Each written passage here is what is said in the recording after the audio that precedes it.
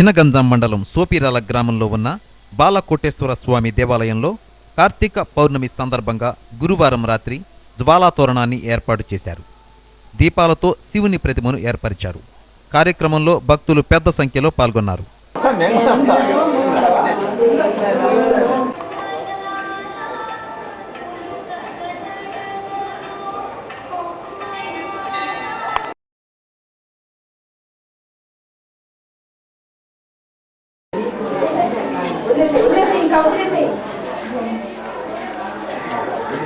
ఉపవాసాలండి అమృత స్నానం చేసి గంగా బాధ్యతం దర్శిస్తామని ఆరాధిస్తున్నారు. వెనక శివలింగాన్ని కూడా ఏర్పాటు చేస్తున్నారు. ఇక్కడ పురాతనమైన దేవాలయం. ఈ వంశపారంపర్యంగా ఈ కార్తీక పౌర్ణమి రోజు ఈ అఖండం పెంచడం అనేది ఆచారంగా వస్తూ ఉన్నది. దాన్ని చినగంజాం మండలం కడవకుదురు గ్రామంలో శుక్రవారం సిండికేట్ బ్యాంకు ఆధ్వర్యంలో రైతుల అవగాహన సదస్సు జరిగింది. కార్యక్రమంలో ముఖ్య అతిథిగా పాల్గొన్న హార్టికల్చర్ ఆఫీసర్ రామారావు తమ శాఖ ద్వారా అందిస్తున్న సబ్సిడీలను సద్వినియోగం చేసుకోవాలని రైతులకు సూచించారు.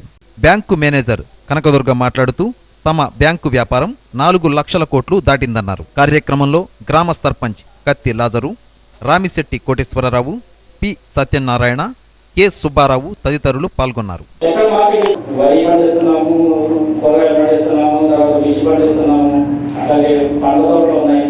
అన్ని రకాలుగా మన ఈ కడవకుదురు కానీ మన ఈ చుట్టుపక్కల విలేజెస్ కూడా ముందున్నాయి. కాదు ఏంటంటే మనం పండించే పంటని ఏదో గిట్టుబాటు ధర లేకుండా అప్పటికప్పుడు వచ్చిన ధరలో పెట్టి మార్కెటింగ్ చేసుకునే విధానం కూడా ఎట్లా ఉందంటే ఏ ఇతర దేశాల వాళ్ళు కొనే పరిస్థితి లేదు. అలాగని చైనా బియ్యము, చైనా కూరగాయలు అవన్నీ వస్తే మన వాళ్ళు కూడా మనం పండించిన పంట కొనకుండా ముందు వాటికి అట్రాక్ట్ అవుతారు, ముందు వాడే కొనడానికి రెడీ అవుతారు. అట్లాంటి పరిస్థితుల్లో మనం పండించిన పంటని గిట్టుబాటు ధరకి అమ్ముకునే పరిస్థితి మనం లేదు. కాబట్టి ఇప్పటి నుంచి మనం ఏర్పడిన 4-5 గ్రూపులు కూడా మనం వ్యాన్స్ ఇవ్వడానికి ఎటువంటి ఇబ్బంది లేదు. దానికి మేడపాడు సహకరిస్తారంటారు కాబట్టి అసలు మనకి ఆ ఇబ్బంది కూడా ఉండదు. మార్కెటింగ్ చేసుకునే విధానం కూడా ఎట్లా. చినగంజాం మండలం సంతరావూరు గ్రామంలో శుక్రవారం జన్మభూమి కార్యక్రమం జరిగింది. గ్రామంలోని ప్రజల వద్ద నుండి వివిధ సమస్యలపై అర్జీలు స్వీకరించారు. అధికారులు వివిధ పథకాలను వివరించారు.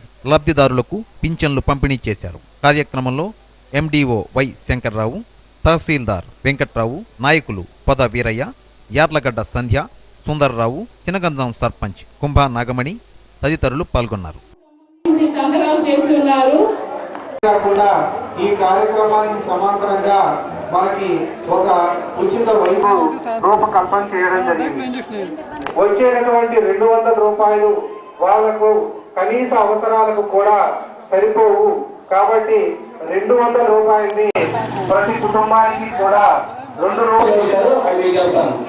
మహారాష్ట్రలో ఒక గుడిని మంగళసూత్రం తాకట్టు పెట్టి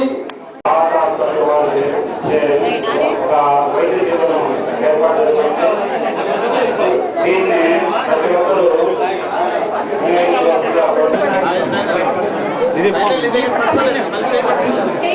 ఇదిగోయా కానీ